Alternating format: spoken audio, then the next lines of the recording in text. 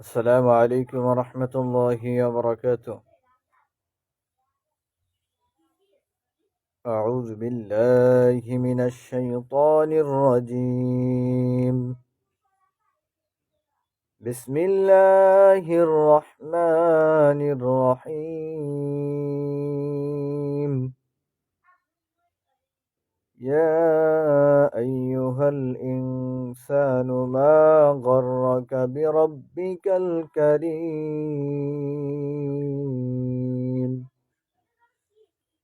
الذي خلقك فسواك فعدلك في أي صورة ما شاء ركبك كلا بل تكذبون بالدين وإن عليكم لحافظين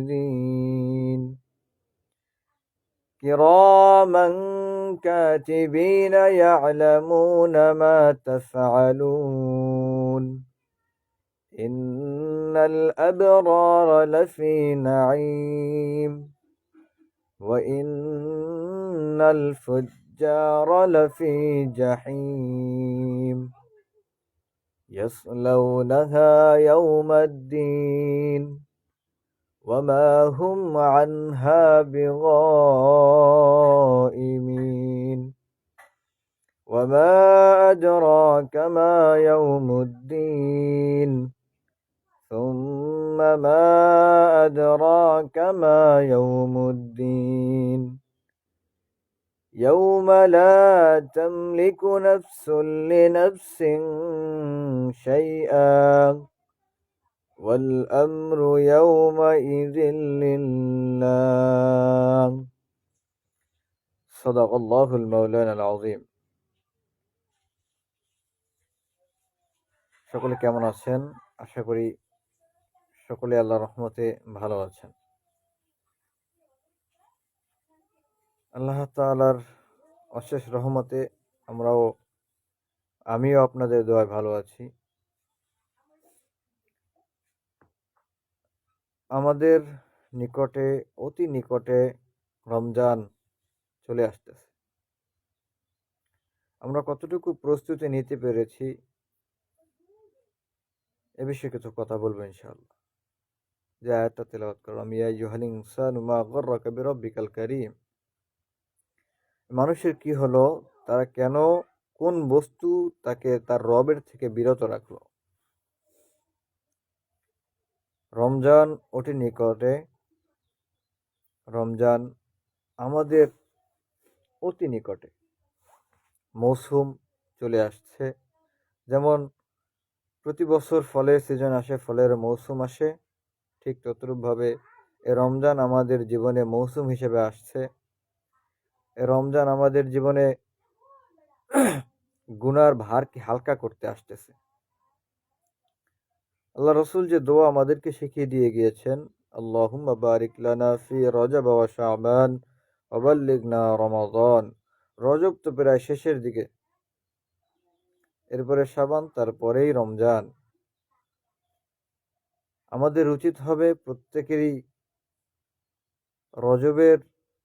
রজব থেকে শাবান, এই 2 মাস রমজানের প্রস্তুতি গ্রহণ করা, ছোট ছোট আমল করা, 2-1টা নফল রোজা রাখা, রোজা রেখে প্র্যাকটিস করা, মাসে 3টা বা 4টা বা সপ্তাহে 2টা রোজা রাখা, সোমবার এবং বৃহস্পতিবার করে প্রতি সপ্তাহে 2টা করে রোজা রাখা।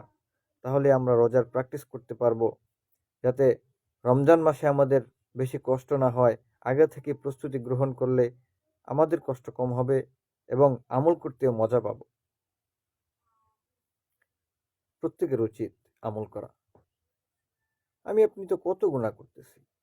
আল্লাহ রসুল সাল্লাল্লাহু আলাইহি সাল্লাম আল্লাহর কাছে বলতেছেন, মালিক, আগের জামানার উম্মতরা, আগের নবীদের উম্মতরা তো অনেক বছর হায়াত পেয়েছে, 1000 বছর, 1500 বছর হায়াত পেয়েছে, তাদের আমলও বেশি, তারা তো তাড়াতাড়ি জান্নাতে চলে যাবে। আর আমার উম্মত তো অল্প কয়েকদিন হায়াত পাবে, 60 বছর 70 বছর হায়াত পাবে।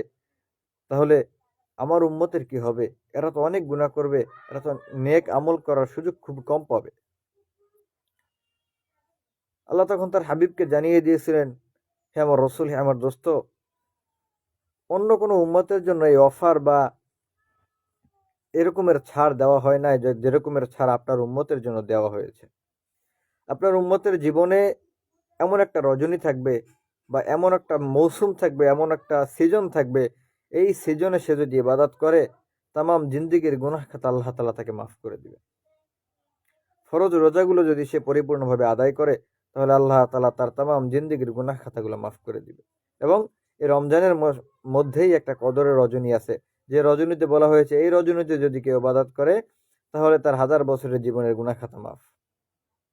আমরা তো 1000 বছর বাঁচি না, গড়ে 60 বছর 70 বছর হায়াত পাই, কিন্তু আমরা যেন এই রমজান পাইতে পারি। অথবা বিগত দিনে একটু চিন্তা করেন, আপনার বয়স যদি হয় এখন 25 বছর হলে আপনি বালেগ হয়েছেন 10 বছর বা 12 বছর বয়সে, তাহলে আপনার জীবনে আপনি 13টা রমজান পেয়েছেন। 13টা রমজানে 13টা কদরের রাত বা 13 মাস আপনি পেয়েছেন, প্রায় 1 বছরের কাছাকাছি। তাহলে এই রমজানের মাসগুলো, এই দিনগুলোতে আপনি কি করেছেন? আল্লাহর কাছে পানাহ চেয়েছেন কিনা?